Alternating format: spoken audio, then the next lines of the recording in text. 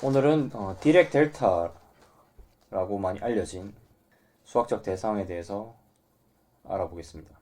보통 디렉 델타 함수 이렇게 부르는데 또 이런 말을 하면 한쪽에서는 이건 함수가 아니야 이렇게 말을 하는 그런 거고, 이제 미분 방정식을 다룰 때 굉장히 많이 써요. 공학이나 물리학을 하신 분들도 많이 보셨을 거예요. 이게 역사적으로 어떻게 다루어져 왔는가를 살펴봅시다. 이제 제가 확인한 바로 제일 처음에 등장하는 거는 푸리에의 논문에서 나와요. 푸리에는 이제 1700년대에 태어난 사람이죠. 그래서 이분이 적분 이론을 하다가 이런 등식을 얘기를 했어요. 그러니까 fx라는 함수를 이런 식으로 나타낼 수도 있더라. 좀 더 복잡하게 나타난 것 같기도 하죠. 그런데 이제 자신의 이론에서는 이렇게 다르게 표현하면 또 이점이 있었기 때문에 이렇게 표현을 했겠죠. 그래서 이제 여기서 이 가로 안에 있는 부분을 더 자세히 살펴보겠습니다.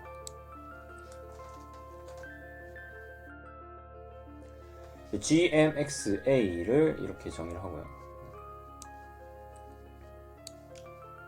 그러니까 m은 적분 구간이죠. 원래는 무한대여야 되죠. m이 마이너스 무한대에서 플러스 무한대에서 적분이 원래의 푸리에가 정의한 건데, 우리가 이제 실제로 그냥 값을 계산해 보기 위해서 간단하게 극한을 취하면 어떻게 되는지를 살펴보고요.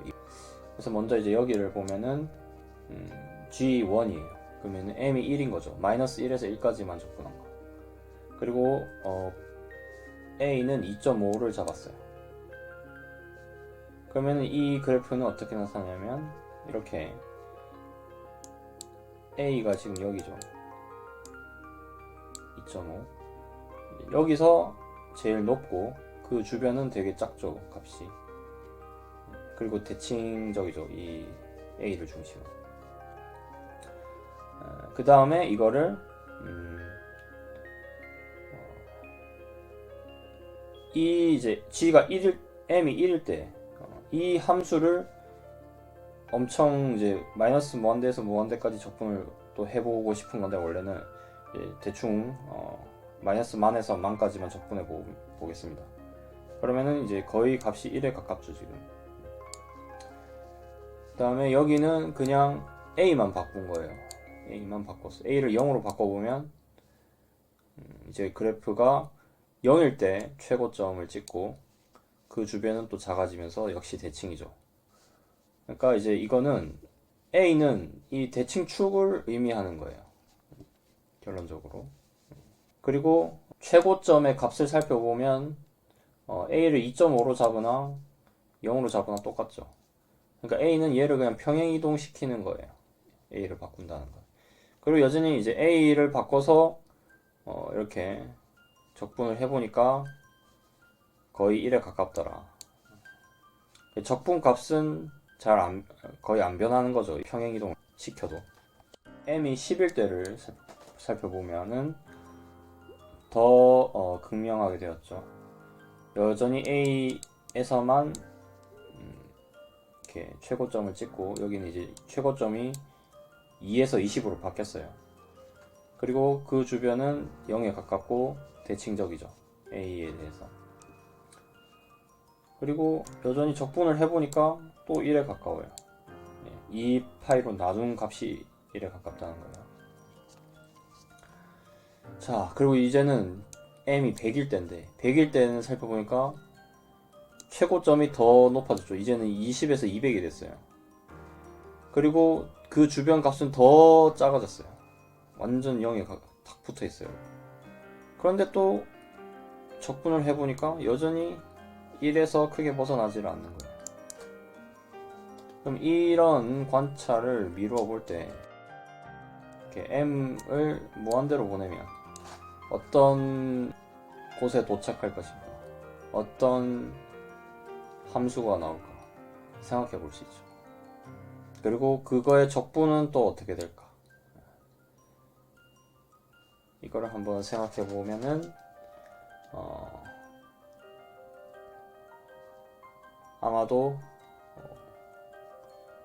A에서만 굉장히 뾰족하고 나머지는 다 0인 이런 값, 이렇게 생긴 거에 가까워질 것 같죠. 그리고 적분은 계속 m을 크게 늘려도 또 평행이동을 시켜도 계속 1이었기 때문에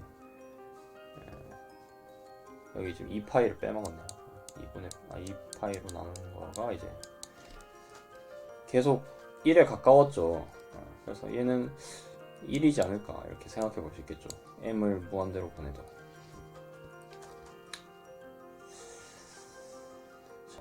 아까 예상한 게 맞아요. 이거는 A에서는 무한대로 발산을 해요. 그러니까 이제 여기가 m이라고 보고 m을 무한대로 보낼 때 A에서의 값은 무한대로 발산을 해버리고 나머지에서는 다 0으로 수렴을 해요. 그리고 적분은 이제 1에 수렴을 합니다. 아까는 이제 여기를 뭐 조금만 적분을 했었죠. 일부만. 그래도 이제 아까 A의 거의 모든 적분의 기여가 다 몰려있기 때문에 A 주변에 조금 적분을 해주면 1에 가깝게 나오는 거예요. 그 A에서 먼 곳은 거의 0이기 때문에 적분해봤자 별로 값이 달라지지를 않아서. 여튼 이렇게 이 함수를 실수 전체에서 적분을 해버리면 1이 나온다. 이런 이제 성질을 가지고 있는 거죠. 근데 이제 여기서 생각해 볼 수 있는 건 문제가 뭐냐면 원래 m을 무한대로 보내기 전에는 이거였죠. 실수에서 실수로 가는 함수였어요. 맞죠? gm이 a는 여기 변수로 안 넣었습니다. 그런데 극한을 취하고 보니까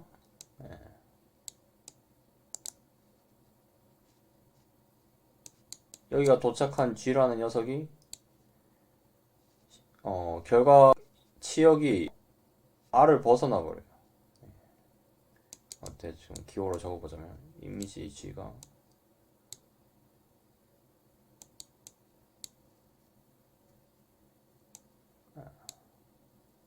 더 이상 r의 부분 집합이 아니게 돼요. 맞죠? 무한대가 나와버리니까.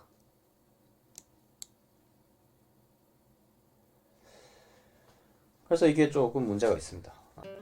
실함수들을 극한을 보냈는데 결과는 실함수가 아닌 거예요. 그 뒤에 이제 코시도 프랑스 수학자인데 푸리에랑 거의 비슷한 시대죠. 약간 더 늦게 태어났죠. 코시가 이제 동생이죠. 이제 코시는 이제 푸리에 적분에서 코사인 부분을 복소 지수함수로 바꿨어요.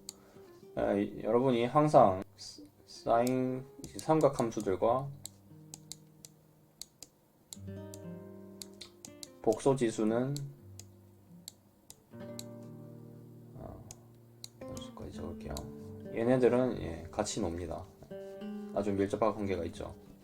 코시는 이렇게 좀 바꿔봤어요. 그럼 아까 푸리에의 형태에서 이 부분은 코시의 형식에서는 이 부분에 해당합니다. 그리고 후대 이제 한 100년 정도 이제 이 코시가 조금 바꾼 이 함수를 가지고 열심히 연구를 했어요. 이제 응용도 많이 하고 동시에 이제 응용만 하면은 왜 이렇게 되는 건지 모르잖아요.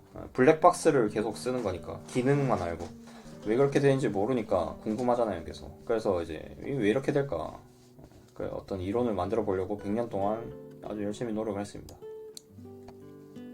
자, 그리고 아까 그 코시와 푸리에가 다루던 함수가 널리 유명해진 계기는 디렉이 자신의 어떤 양자역학 논문에서 많이 쓰면서 아주 널리 유명해진 걸로 보입니다. 그러니까 이제 디렉의 이름이 붙어버렸죠, 지금은.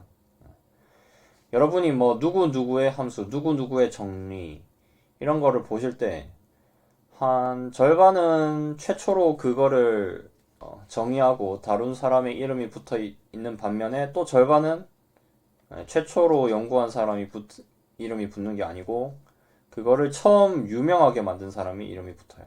그래서 이렇게 디렉 델타 함수라는 거를 디렉이 자신의 연구에 많이 썼는데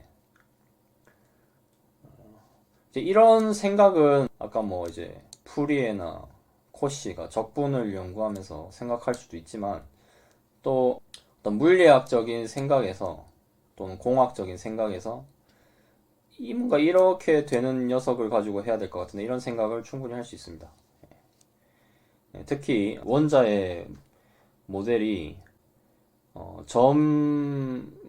점이잖아요. 점. 수학적 모델이 원자 전하는 한 점만 차지하고 있죠. 그래서 딱 그 부분에서 그럼 전하가 A라는 그 지점에 있으면 거기만 좀 특별한 거예요. 그런 상황이 이론 물리를 하다 보면 나옵니다. 그럼 거기서 이제 이걸 어떻게 수학적으로 해야 되지 생각을 해보면 또 이거를 한번 생각해 볼 수 있습니다. 그리고 이제 디렉이 이제 이러한 성질을 가진 거를 델타라는 기호로 쓴 이유는 디렉이 생각했을 때 얘는 크로네커 델타를 연속적인 버전으로 바꾼 거라고 생각해서예요. 크로네커 델타는 뭐냐? 크로네커 델타 이렇게 쓰는데 얘는 비슷해요. 1 대신 얘는 1과 0이 나옵니다. x가 a이면 1이고 a가 아니면 0. 이렇게. 뭐 크로네커는 또 옛날에 살았던 정수론 과대수학자죠. 그럼 이제 델타가 왜 보통 함수와 다른 거냐? 이거를 얘기해 봅시다. 아까 조금 얘기했죠. 우리가 이걸 생각할 때 보통 실함수의 극한으로 본단 말이에요. 얘를 좀 더 얘를 뭘까 생각을 해보면 실함수의 극한으로 보는데 극한을 취했더니 값이 실수가 아닌 게 나와버렸어요. 이게 굉장히 문제가 됩니다. 물론 이제 어떤 특정한 용도에서는 그 용도에 한해서는 전혀 문제가 안 되는데 이제 얘가 뭐냐라고 생각을 해보면 문제가 되는 거죠. 그래서 이제 이거기 때문에 함수가 아니다 이렇게 사람들이 뭐라고 하는 이유는 정확히 말하면 실함수가 아니란 말입니다. 실함수나 복소함수가 아니라는 거예요. 보통 함수는 걔네들을 얘기를 하니까. 근데 뭐 또 함수를 넓은 의미로 보면은 어쨌든 뭐 무한대든 뭐든 값이 정의역에서 치역으로 가는 게 함수기 때문에 함수라고 불러도 또 문제가 없긴 해요. 결국 실함수나 복소함수의 입장에서 봤을 때는 A에서 정의 자체가 안 됩니다. 얘는 정의 자체는 안 되는데 적분을 했더니 1이래요. 이상하죠. 기존의 체계에 맞지 않습니다. 얘는. 아니면 얘를 공역을 어떻게 바꾸고 싶으면은 무한대랑 실수랑 같이 들어있는 체는 대수 체계를 의미합니다. 사칙 연산이 되는 그런 거를 공역으로 바꿔야 돼요. R에서 R이 아니라 이게 아니고 R에서 또 다른 무언가로 가는. 근데 뭐 당시에는 무한대까지 포함하는 체는 다루지 않았어요. 그래서 그 길은 안 갔고요. 무한대로 다루는 체는 예전에 제가 말한 초실수 뭐 그런 게 있긴 해요. 근데 그쪽으로는 연구를 안 했고 당시에. 그리고 만약에 뭐 당시에 공역 문제를 해결했다 치더라도 여전히 적분은 그러면 여기는 다른 체계잖아요. 다른 체계이기 때문에 적분을 어떻게 정리할 건지 다시 생각을 해봐야 됩니다. 좀 까다롭죠. 그리고 아까 말했듯이 델타는 이제 현대에 와서는 엄밀하게 정의가 됐는데, 엄밀하게 뭐로 볼 수 있냐면 이제 정의역이 함수 공간인 거예요. 실수가 아니고 함수 공간이고, 치역은 실수인 그런 리니어 펑셔널로 볼 수 있습니다.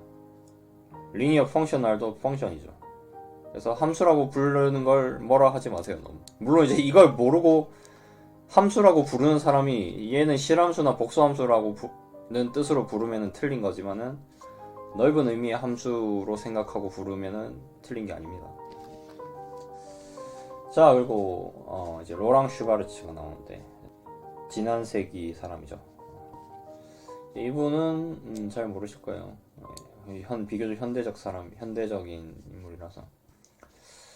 이제 프랑스 수학자인데, 이제 아까 푸리에 시대부터 수학자들이 고민하던, 얘는 도대체 뭐야? 어떻게 작동하는 거지? 이거를 이제 처음으로 이제 엄격하고 근엄하고 진지한 이론을 만든, 이론이라고 부를 수 있는 거. 이 세 개가 안 되면 이론이라고 안 부르죠, 수학에서는. 이걸 만든 사람이에요. 그래서 그 업적으로 이제 필즈 메달을 받았습니다. 1950년에 받았네요. TMI지만은 그로텐디크의 박사 지도 교수입니다. 그러니까 그로텐디크가 대수기하학자로 아주 유명한데, 이분의 박사학위는 대수기하학이 아닙니다. 함수 해석학이에요. 그래서 아까 디렉 델타 같은 것들은 이제 함수라고 부르기보다는 일반화된 함수 또는 이제 분포라고 부릅니다. 디스트리뷰션. 확률론에서 말하는 그 확률 분포랑 다른 겁니다. 그래서 이제 현대적으로 어떻게 보냐면, 아까 말했듯이 선형 범함수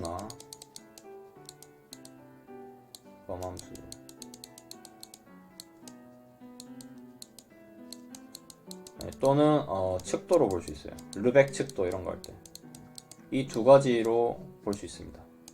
뭐 둘 중에 편한 걸로 생각하면 돼요. 그럼 현대적으로 델타 같은 애들은 어떻게 정의되냐를 아주 엄밀하게는 하려면 또 너무 오래 걸리고, 왜냐면 이게 수학과 학부 과정도 아니에요. 대학원 과정이에요.